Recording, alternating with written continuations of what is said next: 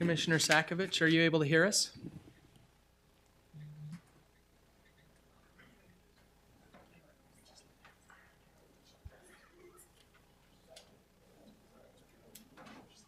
Still muted.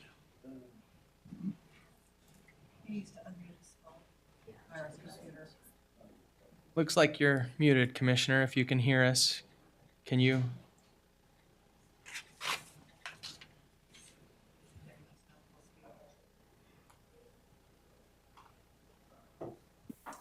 Now looks like you're unmuted. Can you hear us okay, Commissioner?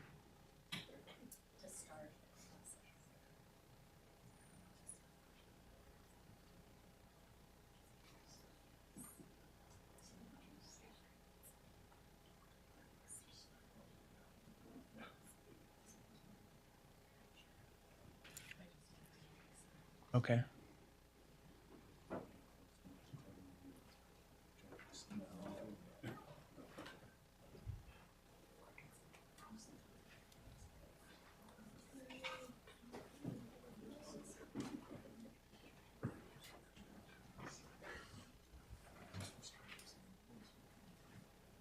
And muted again.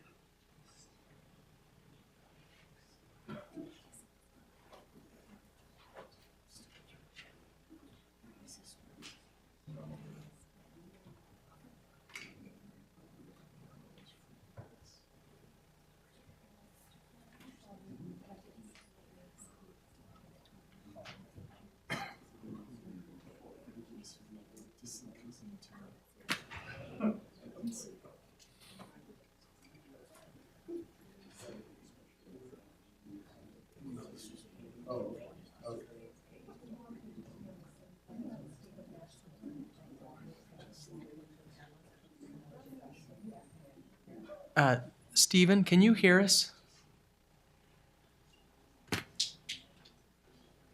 I'm going to text him. Let's see. Just in case, can you hear me?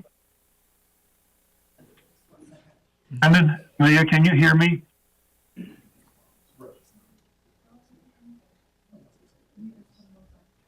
Yeah. Commissioner Sakovic, can you hear us? Brandon, Leah, I can't hear you. Looks like he's unmuted, but we can't hear him if he can hear us.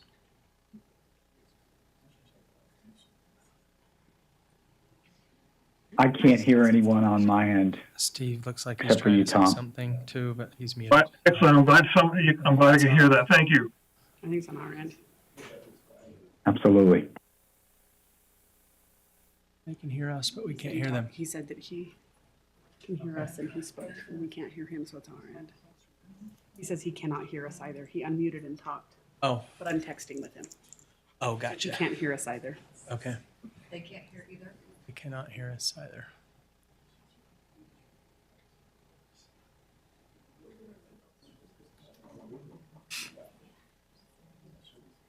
We're at that point of the season too where you need the heater on in the morning, and we're getting to where we might need the air conditioner on in the afternoon, right? Yeah, sun starts beating through the windows and warming things up. So It's like I'm spring from here down, but winter from here up. So in the morning this was cold, and now this is too hot. what do you keep your house at? 67, 68. Yeah. And last night, because it warmed up, it's like 71, and I'm like, oh, it's so hot in here. Isn't that crazy? Like 2 degrees, and I'm like dying. I'm like, I can't sleep. Yeah. Yeah. It's, but my wife, I'm like, we gotta, in the thermostat, you have to click it. In ours, it's not like Oh, you gotta like walk by. not a and click it. smart one that Yeah. would be great, but That's cute. yeah. So, it's a tough life. Come on, sympathize with me a little bit. Can hear you fine now. Oh, terrific. There we go. Thank you, Commissioner. Wade to the rescue.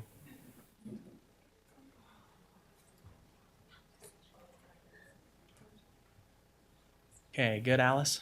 From our, okay, terrific. Welcome, everyone. We'll call to order this commission meeting this March 20th, 2024. We typically start this meeting with a prayer reading or thought and the pledge. Do we have any volunteers for both of those items. Ezra for the prayer. Any pledge? Thank you. Okay.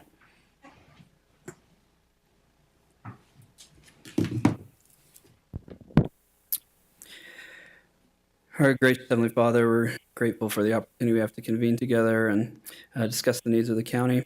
We're grateful for thy care and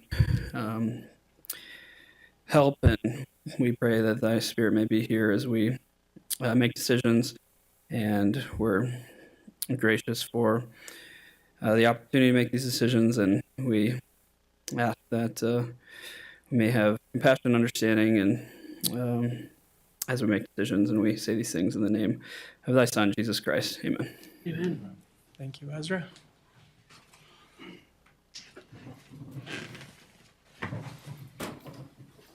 Please repeat the pledge after me. I pledge allegiance to the flag of the United States of America and to the republic for which it stands, one nation, under God, indivisible, with liberty and justice for all. Thank you, Ezra and Katrina.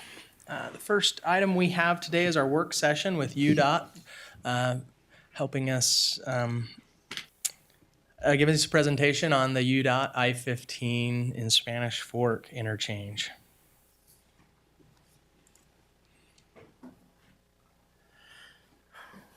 Welcome. We've been here before, but for those who haven't been to these presentations before, my name is Darren Bunker. I'm a project manager with the Utah Department of Transportation. Back in November, we came and did a presentation about this project with you. And at that point, we were discussing the purpose and the need for the project. And I guess before I get started, we do have a fact sheet for you after this presentation, so it'll provide some more information, some more details about what I'm talking about in that fact sheet. And you're welcome to browse through that and then give us a call if you have any questions about what you see on the fact sheet. But back in November, when we were talking about the purpose and need, we basically talked about three elements of this environmental study. The first was regional mobility, which is basically being able to get people off of or out of the Spanish Fork area, Salem area, onto I-15 through a new interchange. Being able to take traffic off the adjacent interchanges at Main Street and at Benjamin and providing a new access to I-15. That's regional mobility. The second aspect of the purpose and need was for creating a safe and efficient connectivity across I-15 to the new planned regional multimodal facility. There is a transit station that is planned for that area. They're going through basically the environmental study for that as well right now. And so we wanted to accommodate future plans for that facility. And the third and last item was to improve local mobility. For those of you who travel Spanish Fork Main Street, there are times of the day when you're backed up 3 and 4 lights, right? And it's very difficult to travel north and south on Main Street. So we wanted to find a solution that could potentially remove some of that traffic off of Main Street and provide an alternative route. I guess I should have had, let's see. There we go. So that's the purpose and need. I just went over this. Okay, and the reason why we're coming to you today is we're in the next phase of this study, which is called the Alternative Development and Screening Process. Think of the screening process as kind of like a funnel.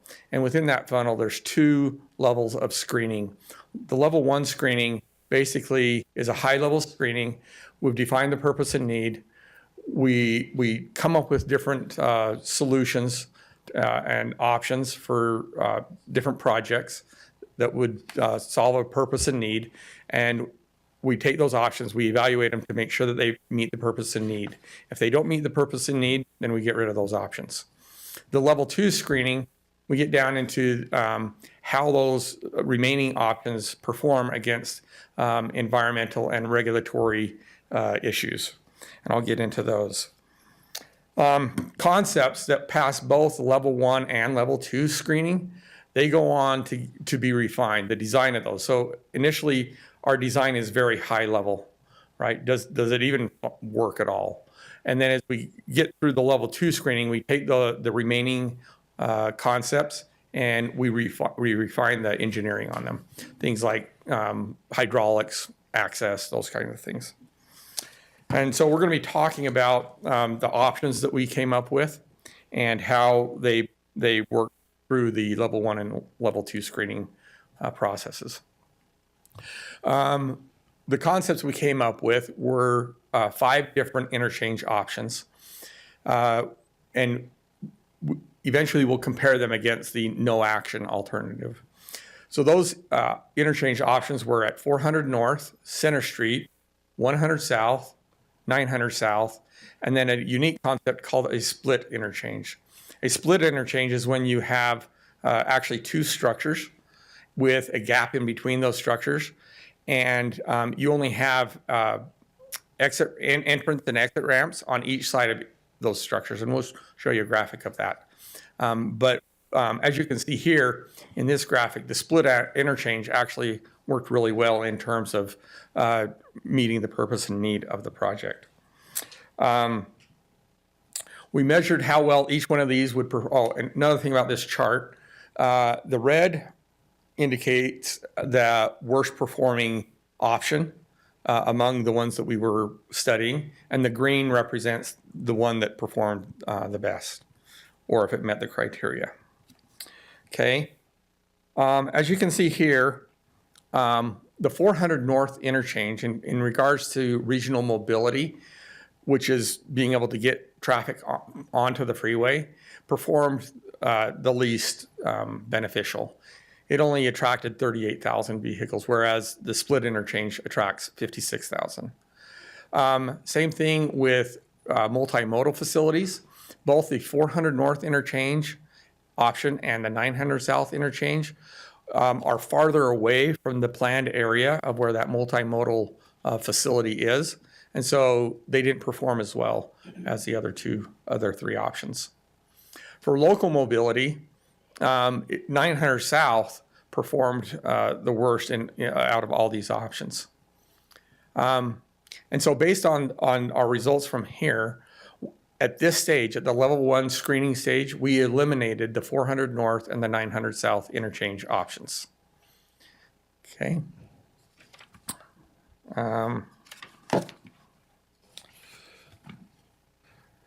And so from the level 1 screening, there were 3 options that went to level 2 screening. And we'll talk about each one of those at this point. What you see up on the screen now is what we call the 100 South concept. And I might just mention that before we even got into the environmental process, Spanish Fork did quite a bit of work on the concept at Center Street. And so there was a lot of legwork done previously for that. But we were looking at what would happen if we pushed it a little bit farther south to 100 South. In this case, we would lower the elevation of I-15 down to the grade level of where the existing tracks are today. And that would mean that 100 South would actually go up and over I-15 and also over the railroad tracks.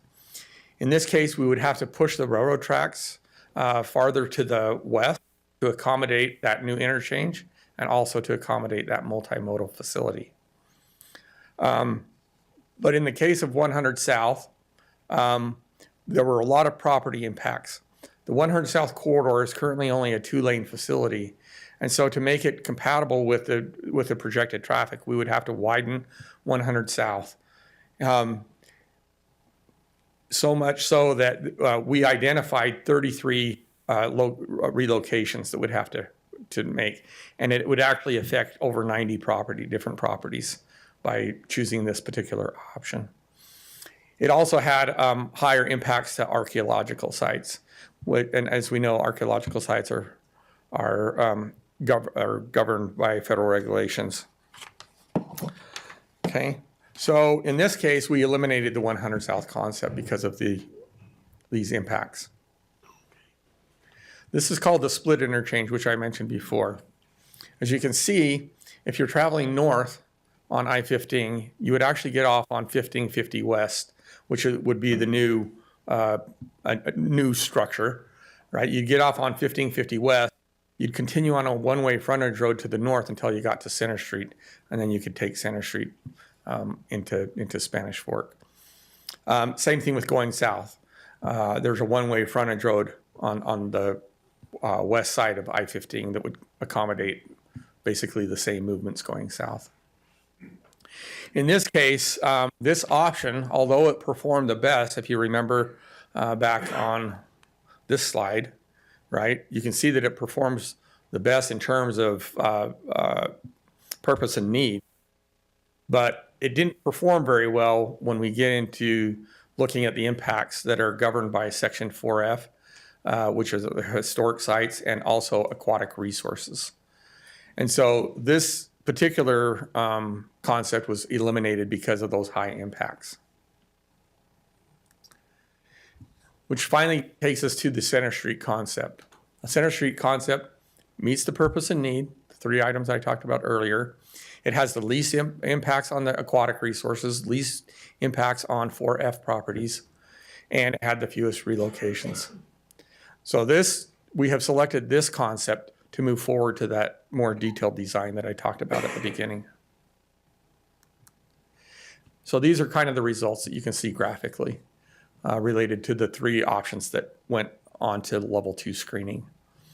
And this just kind of recaps what I just talked about. A lot of aquatic resources would have been impacted by the split interchange.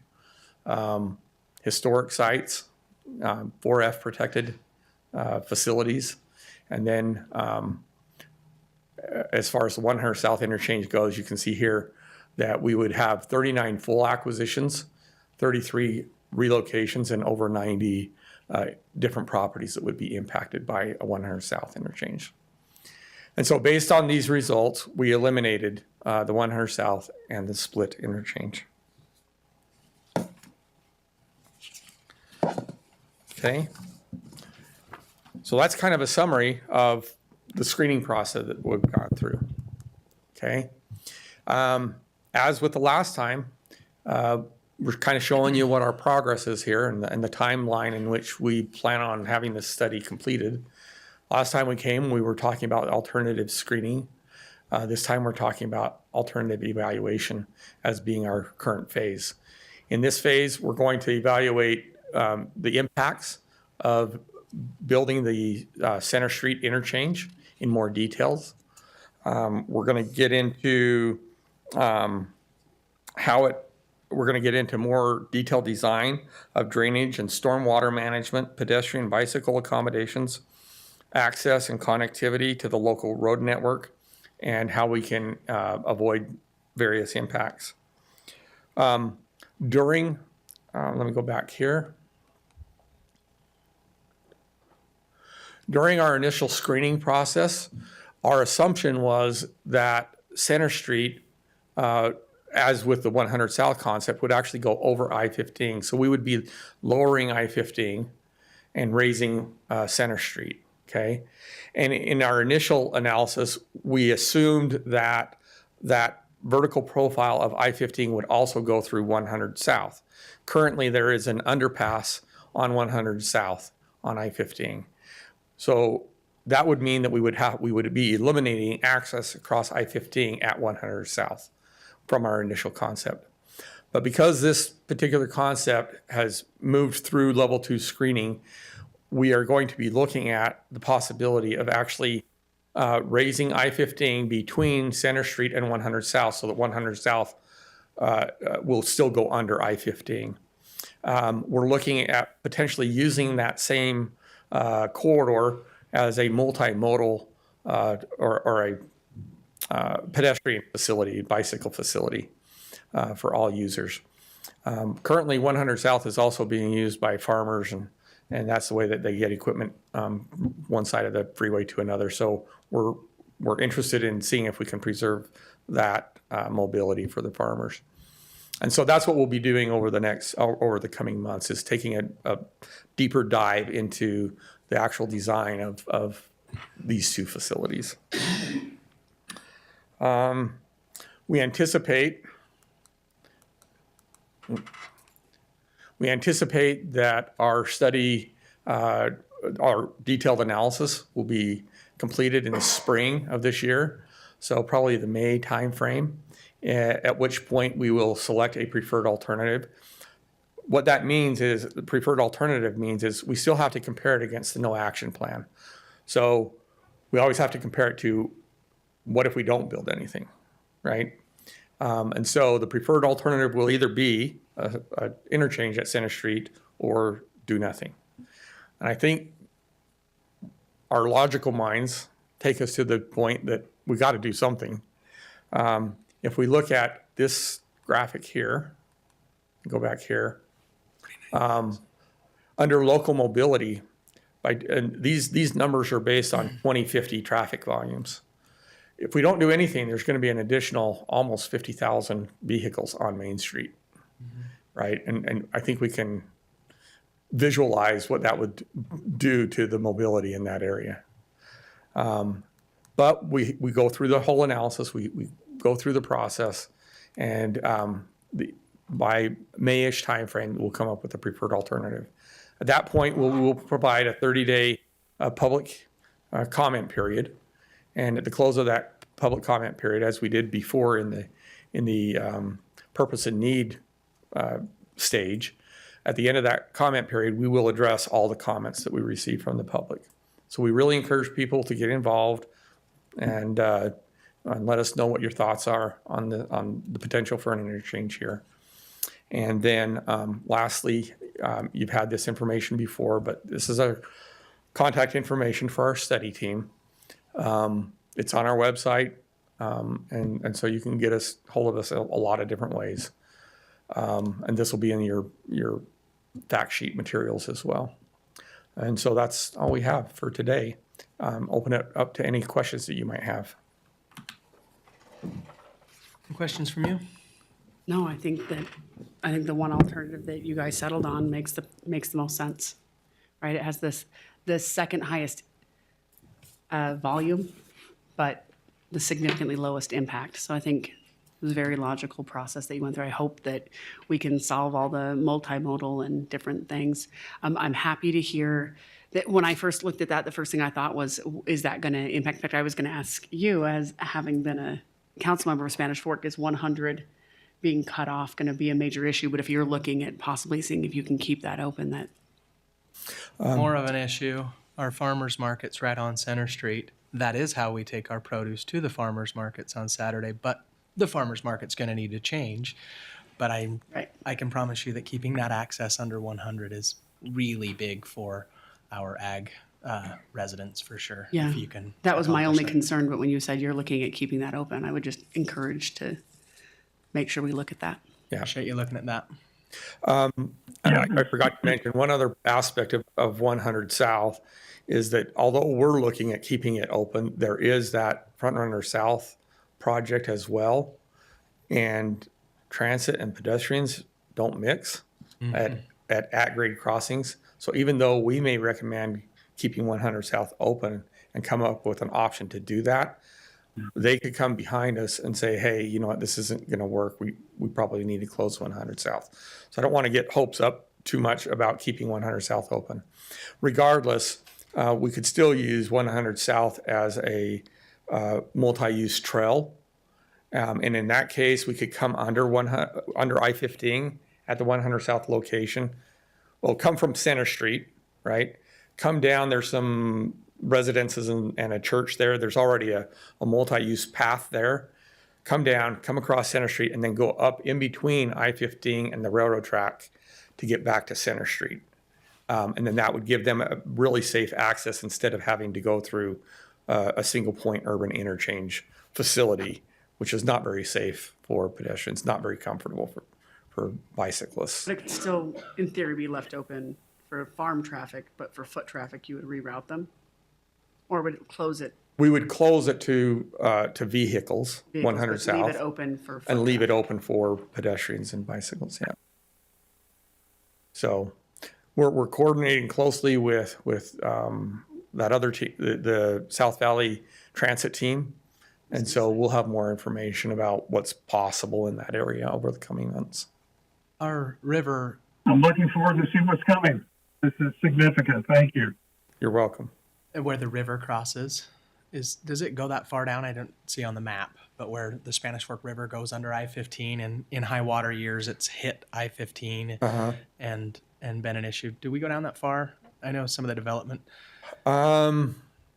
We don't, this Okay. project wouldn't go that far south, no. Okay. Okay. We'll keep a track hoe there then and keep pulling out logs so that it doesn't jam up. We are working with Spanish Fork at the region Okay. to take care of that particular culvert. Okay. Gotcha. And so we are working with Chris Thompson on that. Okay. Terrific. Thanks, Darren. And Katrina, for the record, that is what would constitute bringing donuts. Just wanted to get that on the record. I do have a teleconference that's starting No right now, that excuses. if we were done, that was my alarm to join it, but we're not done, so I'm gonna miss the teleconference. I'm just telling you, Katrina's gonna expect a donut.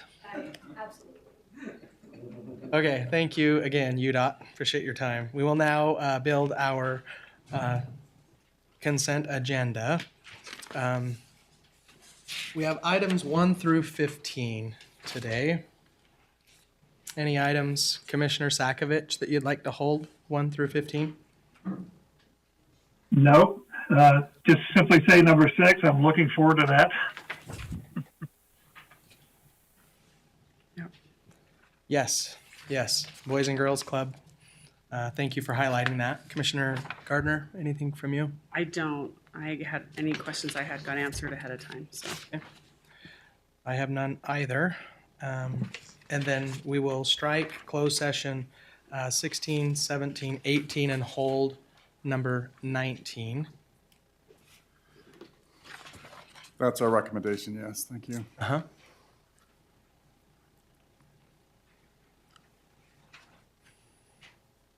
Good with that, Alice? We are holding, yeah, the only thing we're holding is closed session 19.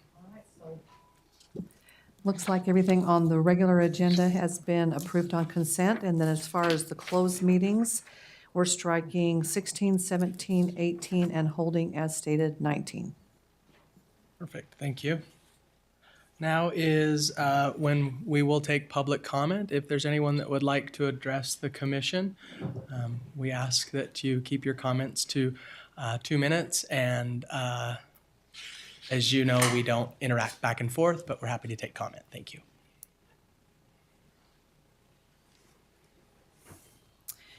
Hi there, I'm Kristen Chevrier, and I am from Highland. I'm here in response to a call by the commissioners for Commissioner Sakovic to resign. And I just want on the record that I think that the call is inappropriate for 3 reasons. One is that the commissioner has been battling an illness for roughly 3 months, but is just now getting to the point where he's able to resume full responsibilities. 2 is his average attendance, including while he's been ill, is better than any other commissioner. And that we should note that all commissioners have used Zoom to attend at various points. And 3, we have an election coming up on April 20th in the form of the county convention. And I feel that replacing a commissioner at this time who is up for re-election could interfere with the election. So those are my reasons. Thank you for your time. Thank you.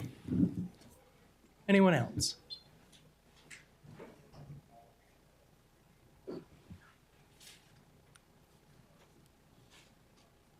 My name is Kenneth Pachork.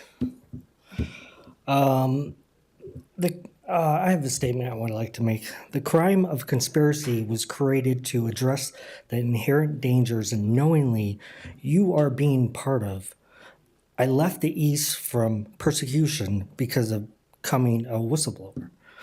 I came here to start a new life, but because of my views, from political to religious beliefs, never stopped from being persecuted on levels that are so inhumane. The irony I see while studying the church and the Mormon pioneer baffles me.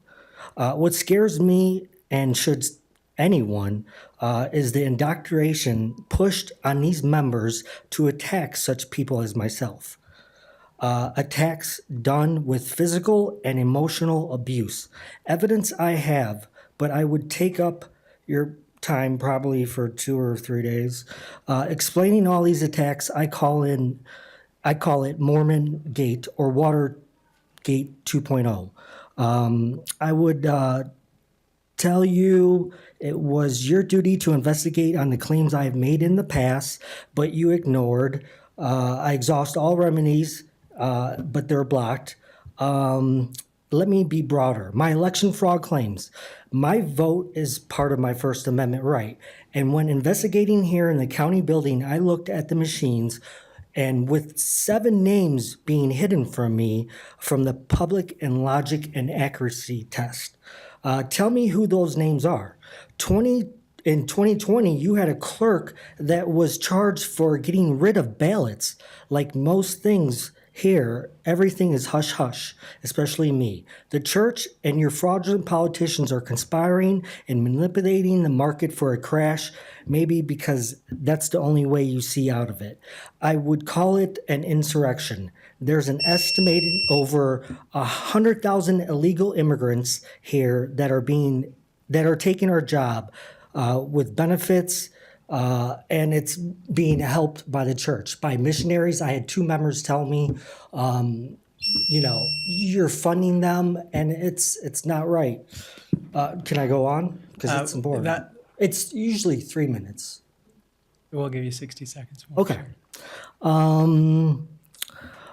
And then you're building so many complexes, but yet for someone like me, there's a 2-year waiting list on housing. I see what's going on, and that is some knowingly has been manipulating all markets inside Peak Advisory. And who are the 7 contractors that KSL reported on, but gave no names that had a non-disclosure agreement when closing on residents? The raising of property value, rezoning, taking the rights for someone to own their own land through how do you say it? Allodio title? You should look that up. So you can just profit and steal their land, like you've just been saying. All